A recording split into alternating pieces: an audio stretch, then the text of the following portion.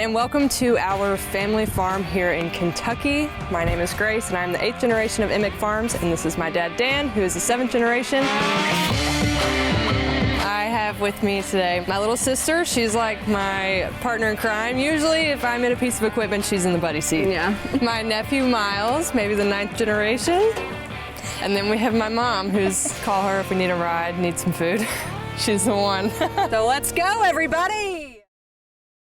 Great idea for a show, kind of just get inside farming. People love information. We love to learn about things we don't know about, so I got inside and I learned a lot of things about the dailies of farming and industry there that I didn't know. So, and also just to see the personalities of these folks running the places. And, it was really interesting that the one lady is combining a kind of social media influencer career with farming. I hadn't seen that before. It makes sense because a lot of people I know that have other types of jobs are doing that too. So why not farmers? As obviously their day-to-day work is very, very interesting. So, but this was a really nicely produced show. It was shot really well. The interviews were great. Use of music was awesome. The pacing, it kind of had that lightning fast, kind of keep your attention kind of pacing. You don't usually see that associated with farming, but why not? Because, it is very informative and exciting topic. Turned her life and her farming into sort of a social media platform as a farming influencer, if you will. And she describes what she has to deal with in that business as a woman and how the perceptions of people online who see farming more so as a man thing are very different than what she experiences in her day-to-day life. Because she's in a world where women farmers are a very common thing. And it's great to see how she uses her platform to motivate other women to follow in her footsteps and to be motivated to go into a life of farming. And it's just great to see, how her life has become something that could influence someone else. You also see her mother talking about going to school, raising 8 children as she learned to be a teacher. You see them visiting another place where they learned about soil composition, and you see a woman here being very informed about the microorganisms in the soil. You see a floral shop owner, how she manages her business. You see a watermelon farmer. I just love how many women are featured in this piece and how you get to touch on every aspect of this family's life. Loved hearing about her background and what she's accomplished as a young woman. She drives a combine. It's so great to see. And we get the relationships of her and her large family. The filmmaker really knew how to draw out those personalities. They're also bright and speak so well of their livelihood. I like the explanations of the soil and the growing processes. It was light and fun to watch. They got a word in about climate change and the effects on the Mississippi River and how the government needs to keep all the agricultural communities in mind when laws are being made. Very interesting to watch and learn how that life works. And it was also interesting learning a bit more into that life, hearing about how while working as a farmer, the daughter doesn't really deal with much prejudice. The moment she started posting online about her life, that's when she started receiving a lot of sexism and prejudice about being a woman farmer.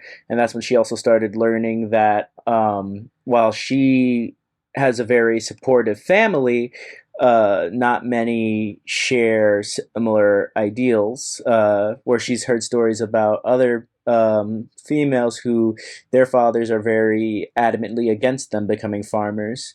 So it was very interesting just learning about this dynamic and that world that goes into farming.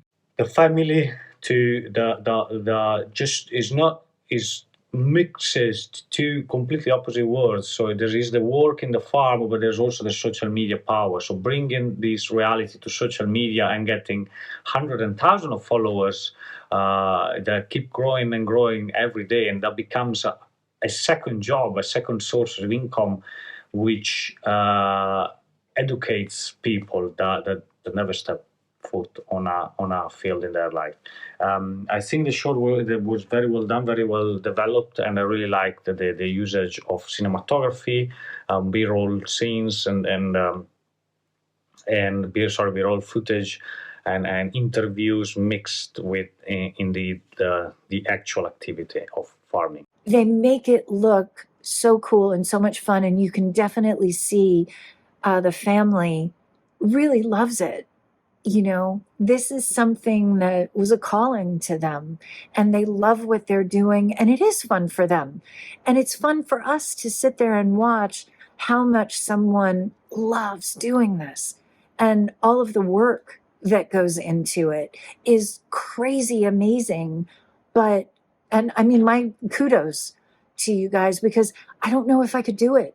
I really, really don't. And the filmmakers highlighted so many important things. I loved hearing that it was a family farm, was in that family for 8 generations. I just think that's so cool, because family farms are struggling right now. There's a lot of corporations or big businesses that are coming in, and it's making everything processed. That these are gems that we have. So I thought that that was really cool. I loved the balance of candid moments and interviews with people. I think that was something that the filmmakers did really, really well. It had everything you needed it to be interesting. It's family friendly, so I could see it on something like Discovery Kids, or something that the whole family could watch together week after week, where they could learn and have fun, because it didn't feel like one of those boring school ones. It felt like one of those very informative, interesting ones that actually keeps the attention of the entire family, from mom and dad all the way to the kids. The fact that Farmer Grace said she's doing it out of a multi-generational home is very amusing. I mean, to be a legacy like that and to continue it on, it's wonderful. I never really thought about farming as being only something for boys. I figured kids, whether they're boys or girls, are raised farming. They know what it is, and it's not really something girls shouldn't do. I guess, like she said, there's a lot of people who've been telling her that they shouldn't, which is sad, because if they've been raised doing it, it's all they know. And I loved what her dad said, that he wants his kids to do whatever they want to do, whatever makes them happy. They're a very interesting family to follow, and they even include the science behind growing things.